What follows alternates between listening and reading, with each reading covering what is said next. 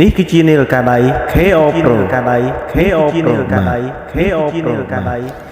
ទំនើបភាពស្រស់ស្អាតទាន់សម័យសម្រាប់នាឡិកានេះផងដែរបងប្អូនតែងតែស្វែងរកតាមបណ្ដាញសង្គម YouTube មួយចំនួនអំពីព័ត៌មាននាឡិកានេះមុនបងប្អូនទិញអញ្ចឹងបងប្អូនអាចស្វែងរកបានហើយក្នុងចំណោមនោះក៏មានវីដេអូ YouTube របស់ខ្ញុំដែរអញ្ចឹងបងប្អូនអាចទស្សនាពី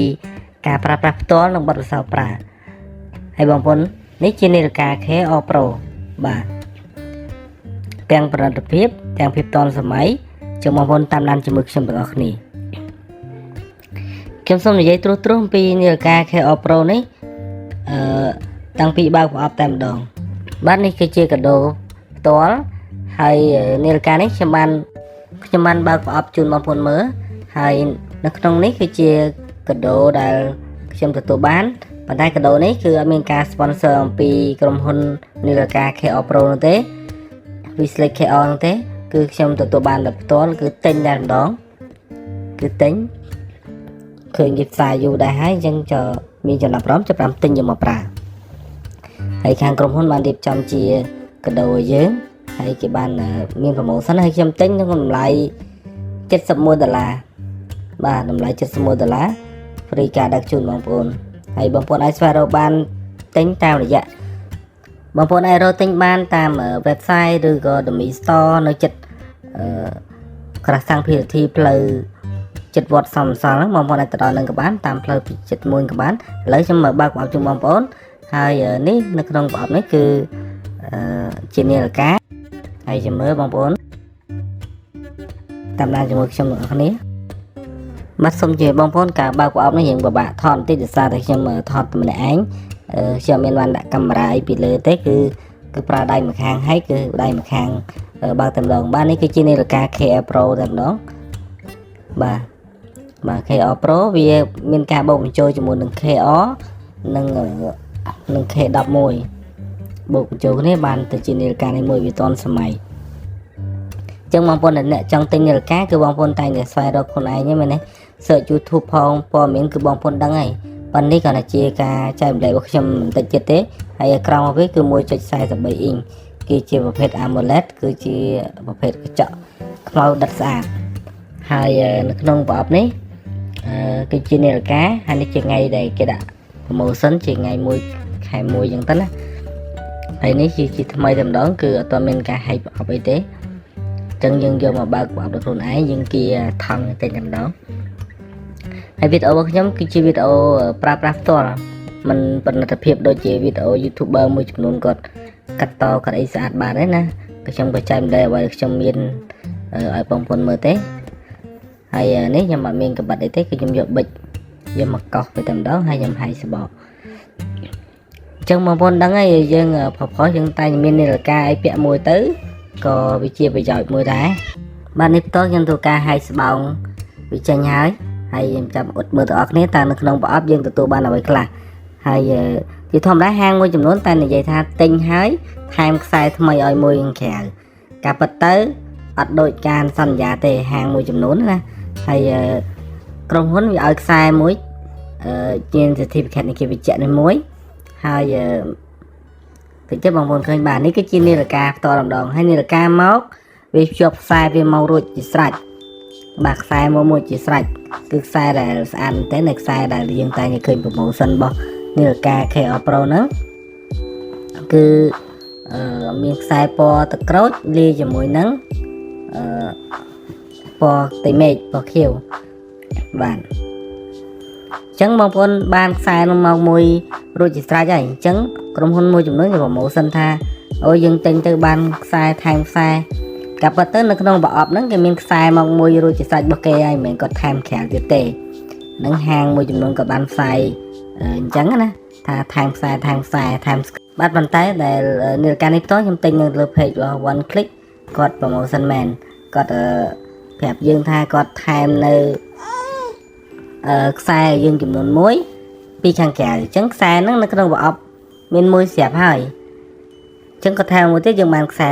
ចំនួន2អញ្ចឹងស្រុកខ្សែរបស់យើងចំនួន3អញ្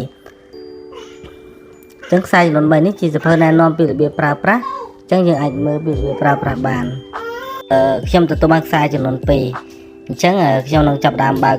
នាឡិកាជួយបងប្អូនទស្សនាហើយនាឡិកានៅខាងក្នុងនោះមានអីខ្លះជួយបងប្អូនឃើញខាងនេះជា skin នេះគេទេបងប្អូនអាចបើក skin ចេញទៅ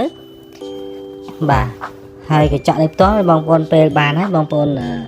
យកវាមកអ៊ុត skin ភ្លាមតែម្ដងក៏បានព្រោះយើងនៅក្នុងនោះមាន skin ដែរហើយខ្ញុំសូមបិទសិនព្រោះខ្លាចដីហុយទៅលើទៅបិទ skin អត់ស្អាតអូខេនេះជា skin បងប្អូនចាំបកហើយអ៊ុតពីលើមកបិទខ្លួនឯងបានប៉ុន្តែបើសិនបងប្អូនអ៊ុតទៅគេចិត្តចង់តិចណាតែខូចហើយ skin នេះក៏មួយតម្លៃ$5ដែរបើសិនបងប្អូនទិញឡើងក្រៅប៉ុន្តែក្រុមហ៊ុនបាន promotion ឲ្យយើងនៅក្នុងប្រអប់នោះតែម្ដងអញ្ចឹងតិចខ្ញុំធ្វើការបិទដល់ខ្លួនឯងហើយការបិទនេះគឺអត់មានព្រោះអីជារបស់ថ្មីយើងត្រូវតែបិទ skin វាការពេលឆ្កូតដោយអចេតនាឥឡូវពេលនេះខ្ញុំបានបិទ skin ហើយមិញចាំបានថតបងប្អូនពាក្យបិទដោយសារខ្ញុំមានដៃតែម្ខាងអញ្ចឹងពេលខ្ញុំបិទខ្ញុំអត់បានថតទេហើយយើងបើកមកដំបូងគឺអញ្ចឹងឯង activate ដំបូងណាគឺចេញមកគឺ008ម៉ោង8ហើយនេះយើងអាចសេរីពលឺប្រៃនេះយើងយកទៅបានភ្ជាប់ទៅជាមួយនឹងទូរស័ព្ទទេហើយចេញមកមួយយ៉ាងម្ដងដល់ពេលណាយើងភ្ជាប់ទូរស័ព្ទហើយ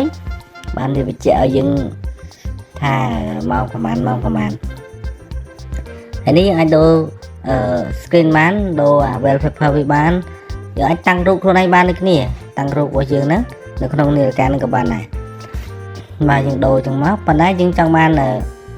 wallpaper វាច្រើនយើងចូលនៅក្នុងទូរស័ព្ទរបស់យើងហើយ app យើងអាច download ចេញពីនាឡិកានោះតែម្ដងគ្រាន់តែ scan ទៅវារត់ឲ្យទៅ app តែម្ដងអញ្ចឹង app តិចខ្ញុំនឹងបង្ហាញជូនបងប្អូនហើយនេះគឺជាប្រភេទកីឡាដែលបងប្អូនត្រូវចង់ហាត់កីឡាអីខ្ញុំតេស្តបានច្រើនកីឡាដែរទាំងកីឡាវាយកូនហ្គោល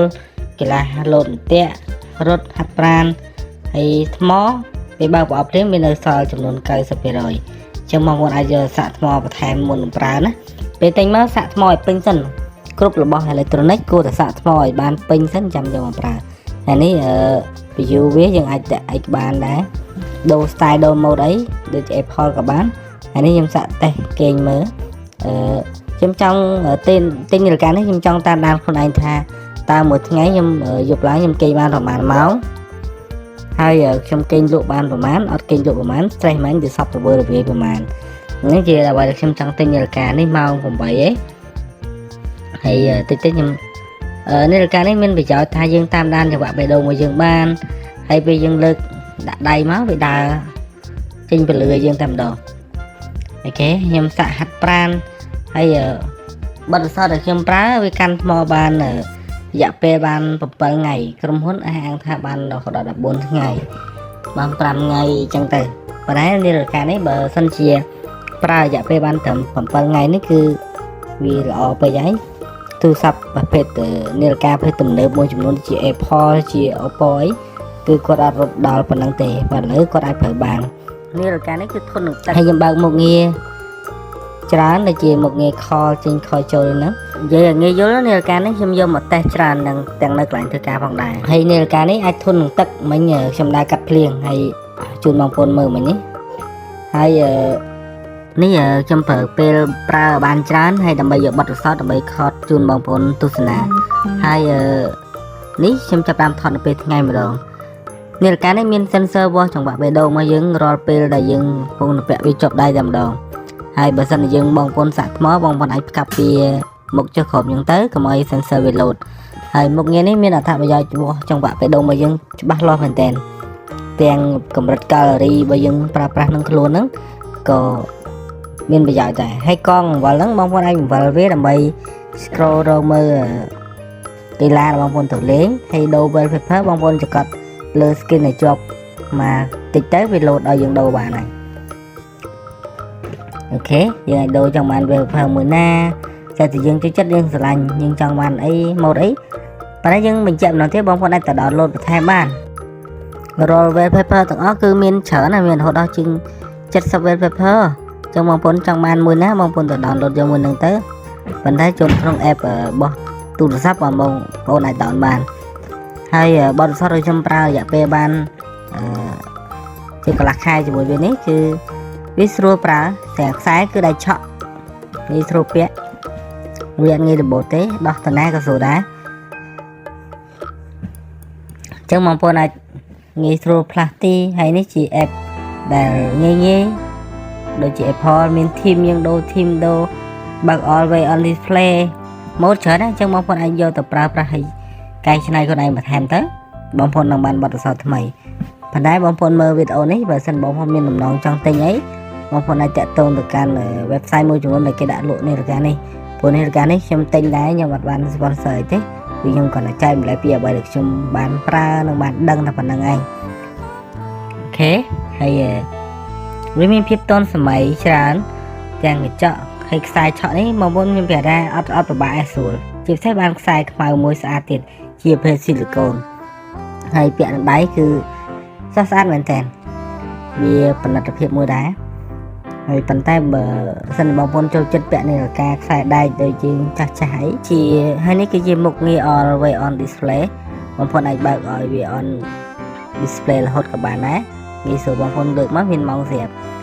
ហើយកញ្ចក់វាគឺជាប្រភេទ AMOLED គឺច្បាស់មែនតើពេលយប់ឡើងទាំងថ្ងៃទាំងបាទហើយនេះគឺជាមុខងារដែលបងប្អូនថែមពន្លឺ auto brightness អីបងប្អូនអាចកំណត់ខ្លួនឯងបានពេលថ្ងៃក្តៅអីបងប្អូនអាចកំណត់ពេលវេលារបស់ខ្លួនឯងបានដោយងាយស្រួលប្រើ wallpaper បងប្អូនបើកង់ខាងលើទៅវាដូរ skin ដូចគ្នាហើយវាមាន skin ជាច្រើននេះជា app អូខេបងប្អូនអាច download ខ្លួនឯងបានហើយវាដូរតាមរដូវកាលដូចជារដូវបុណ្យចូលឆ្នាំចិននេះវាមានពណ៌ក្រហមច្រើនតាមម៉ូដអាវបងប្អូនចង់ពាក់អីហ្នឹងស្រីទៅមាន recall សំឡេង call ទូរស័ព្ទតាមហ្នឹងហើយបទពិសោធន៍ដែលខ្ញុំបាន call ទូរស័ព្ទតាមហ្នឹងគឺបទពិសោធន៍គឺល្អច្រើនមែនតើគឺស្ដាប់សំឡេងច្បាស់អត់បែកទេគេអ្នកស្ដាប់សំឡេងពីយើងក៏ស្អាតដែរស្អាតដែរក៏ច្បាស់ដែរសម្រាប់វីដេអូខ្ញុំមានវីដេអូខ្លីប៉ុណ្្នឹងទេហើយបញ្ជាក់នាឡិកានេះអាចលេងហ្គេមបានអរគុណច្រើនបងប្អូនដែលបានចូលរួមទស្សនាបងប្អូនជូនពរសំណាងល្អសុខភាពល្អទាំងអស់គ្នាជោគជ័យបាយបាយ